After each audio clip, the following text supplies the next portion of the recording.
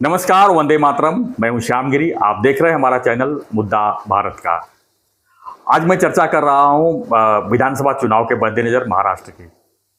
महाराष्ट्र में विधानसभा चुनाव लगभग नवंबर में होने वाला है और महायुति की तरफ से बीजेपी इस समय जो है सभी पार्टियों के टारगेट पर है। सभी पार्टियों को इसलिए कह रहा हूं क्योंकि जो महाविकास आघाड़ी है इसमें पवार साहब हो, चाहे उद्धव ठाकरे हो, चाहे कांग्रेस हो, सब के सब जो है टारगेट इस समय देवेंद्र फडणवीस को ही कर रहे हैं। महाराष्ट्र में आरक्षण का मुद्दा जो है काफ़ी गर्म है। यहाँ पर मनोज जरांगे को जो है काफ़ी उकसाया भी जा रहा है, उकसाया गया भी है और मनोज जरांगे ने यहाँ तक कह दिया है कि हम जो है 288 सीटों पर चुनाव भी लड़ेंगे। तो इसमें अब बीजेपी ने देवेंद्र फडणवीस के ऊपर पूरी जवाबदारी दी है। यानी अमित शाह ने पूरी तरह से देवेंद्र फडणवीस को महाराष्ट्र चुनाव का सर्वेसर्वा बनाया है और उनसे कहा है कि ये जिम्मेदारी आपको पूरी तरह से उठाना है और जिस तरह से लोकसभा का रिजल्ट आया है उसकी मदद आपको अब कड़ी मेहनत करनी पड़ेगी। इसके लिए फडणवीस जी जो है सभी जगहों पर सभा ले रहे हैं, वार्ड स्तर पर जो है मेहनत कर रहे हैं, कार्यकर्ताओं को काफ़ी अपने करीब ले रहे हैं और उनको बता रहे हैं कि आपकी वजह से जो है हम चुनाव जीत पाएंगे। तो कहीं ना कहीं कार्यकर्ताओं का जो मनोबल लोकसभा में गिरा हुआ था उसको उकसाने का काम जो है फडणवीस जी कर रहे हैं और सभी जिलों पर, सभी विधायकी स्तर पर जो क्षेत्र है वहाँ पर देवेंद्र फडणवीस पहुँच रहे हैं और पूरी जिम्मेदारी अपनी उठा रहे हैं। अब यहाँ पर मैं बता दूँ कि फडणवीस जी की जो जवाबदारी है इसको मैं बार बार क्यों कह रहा हूँ, क्योंकि 2014 के पहले अगर हम बात करें तो फडणवीस जी के बारे में सिर्फ लोगों को यही पता था कि वो महाराष्ट्र के बीजेपी अध्यक्ष थे।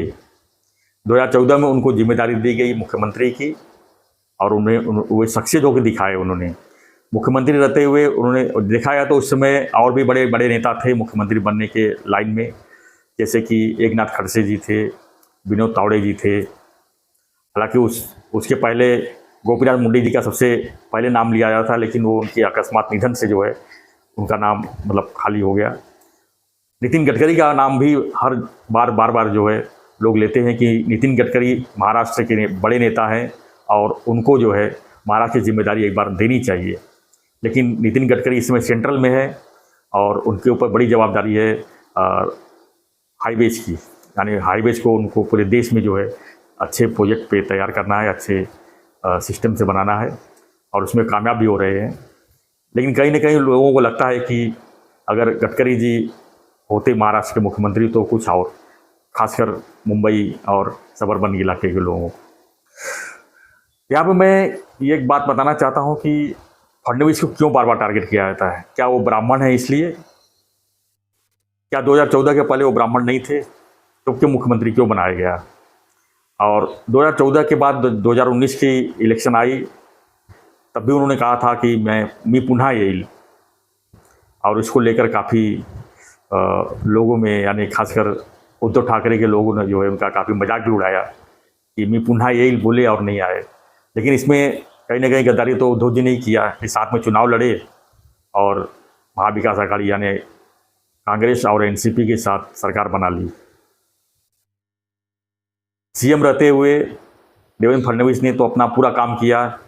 ये 145 जो जादुई आंकड़ा था उसके आगे वो लेके गए। यानी बीजेपी और शिवसेना का अगर सीट देखा जाए तो 63 सीट जो है शिवसेना ने जीता और 105 सीट बीजेपी जीती। तो बहुमत से कहीं आगे तक गए थे। लेकिन जब गद्दारी की फौज खड़ी हो तो इसमें फडणवीस की क्या गलती है? तो अब जो है उनको ब्राह्मणवाद करके जो है उनको गिराने का प्रयास किया जा रहा है। खासकर मराठा लॉबी में कौन कौन आता है? पवार साहब नंबर 1 पे है, कांग्रेस की पूरी फौज है, एकनाथ शिंदे जो इसे मुख्यमंत्री हैं वो खुद मराठा हैं, अजित पवार साहब के भतीजे हैं। उनके बारे में कहा जा रहा है कब किस तरफ पलटी होंगे पता नहीं, क्योंकि 2024 का चुनाव परिणाम आने के बाद वो कुछ भी कर सकते हैं।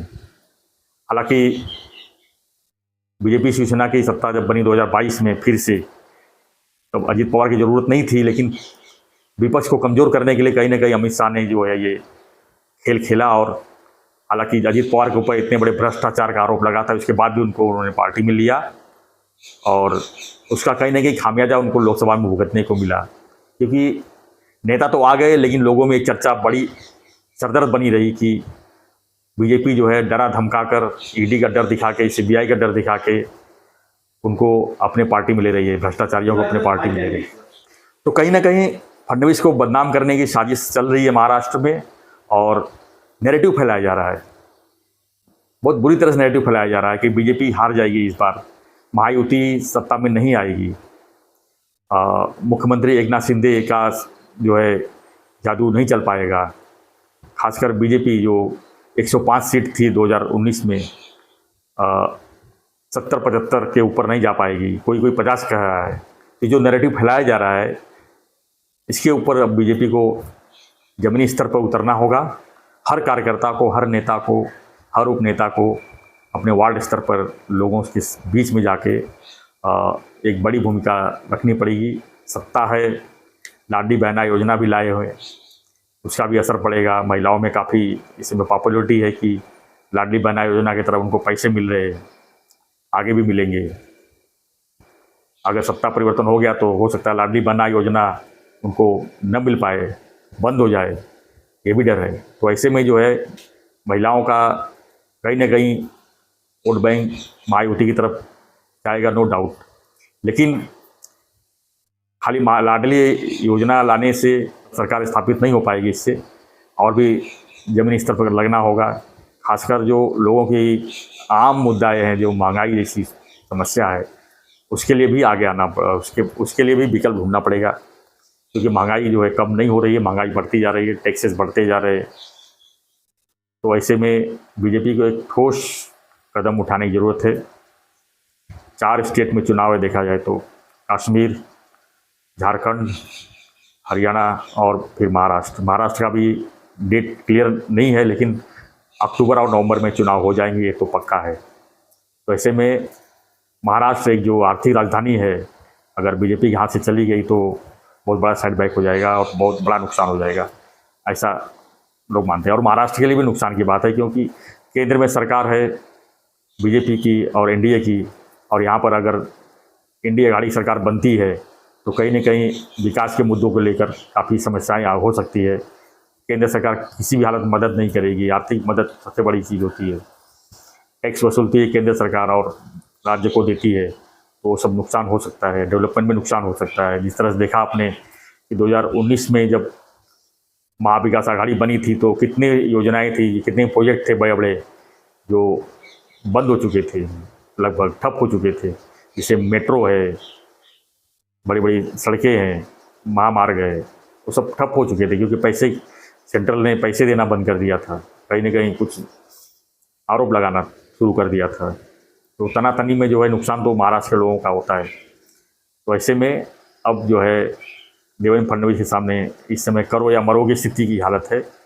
अगर महायुति की तरफ से अगर पॉजिटिव रिजल्ट नहीं दे पाए तो देवेंद्र फडणवीस के लिए बहुत बड़ा सेटबैक होगा और उनके कैरियर पर भी आंच लग सकती है। क्योंकि 2014 के बाद 2019 में सत्ता लाने का पूरा प्रयास किया, उसमें फेल हो गए। अभी लोकसभा चुनाव में कहीं ना कहीं महाराष्ट्र में पूरी तरह से फेल हुए। जहां 22 सीट बीजेपी की थी, 22 से 9 पे आ गए, ये बहुत बड़ा फेलियर माना जाता है। अगर विधानसभा में भी ऐसी स्थिति हुई तो देवेंद्र फडणवीस के सामने बहुत स्थिति चिंताजनक हो जाएगी। तो इस समय फडणवीस जी के सामने जो है करो या मरो की स्थिति है। ऐसे में लोगों को, जो बीजेपी के खास जो कार्यकर्ता है, जो जमीनी स्तर से जुड़े हुए हैं, जो नाराज भी चल रहे हैं, उनको जो है आगे आना पड़ेगा और अपनी नाराज़गी भी दूर करनी होगी और लोगों के बीच जाकर ये बताना होगा कि हम सत्ता में फिर से आएंगे और हर योजनाओं पर अमल करेंगे। तो जो योजना सरकार की योजनाएं है वो सबसे पहले लोगों के बीच में बतानी होगी और क्या क्या हो सकता है आगे और क्या क्या होने वाला है वो सब बताना होगा।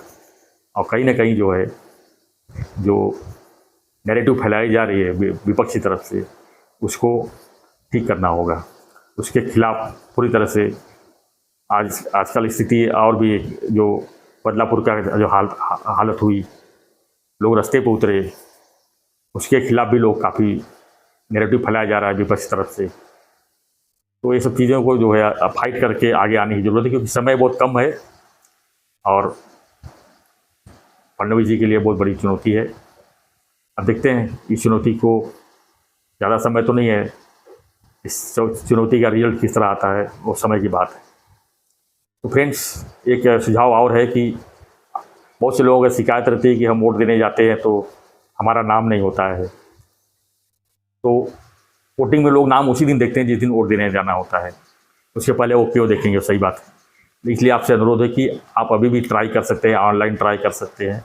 आजकल सभी लोगों के पास एंड्रॉयड फ़ोन है, तो ऑनलाइन चेक कीजिए। अगर आपका नाम वोटिंग लिस्ट में नहीं है तो नाम आप जो है वोटिंग लिस्ट में लाइए, क्योंकि 1 हफ्ते का प्रोसीजर होता है, आपका नाम वोटिंग लिस्ट में आ जाता है। तो ऐसे में जो है वोट देना आपके लिए बहुत ज़रूरी है, क्योंकि लोकतंत्र का एक बहुत बड़ा हिस्सा आप ही लोग हैं। आप लोग वोट देंगे तब उसका रिजल्ट जो है सही हो सकता है। जिस तरह लोकसभा में देखा आपने कि 6 विधानसभा में 5 विधानसभा जो है बीजेपी ने जीता, लेकिन एक विधानसभा जहाँ मुस्लिम आबादी है उसकी वजह से वो पूरा सीट हार गए। तो इसका कारण यही है कि मुस्लिम आबादी की तरफ से 100% वोटिंग होती है और हिंदू आबादी लोग छुट्टी मनाने चले जाते हैं या बोलते हैं हमारा नाम ही नहीं आया लिस्ट में। ये सब शिकायतें होती रहती है, इसको भी दुरुस्त करने की बहुत बड़ी ज़रूरत है अगर महायुति को सत्ता में लाना है। बाकी आपकी क्या प्रतिक्रिया है हमें कमेंट बॉक्स में लिखिए और बने रहिए हमारे साथ ऐसी खबरों के लिए। विधानसभा से जुड़ी हर खबरें हम आप तक पहुंचाएंगे। उसके लिए आपको चैनल को सब्सक्राइब करना है, लाइक कीजिए, इस वीडियो को शेयर कीजिए। धन्यवाद, जय हिंद।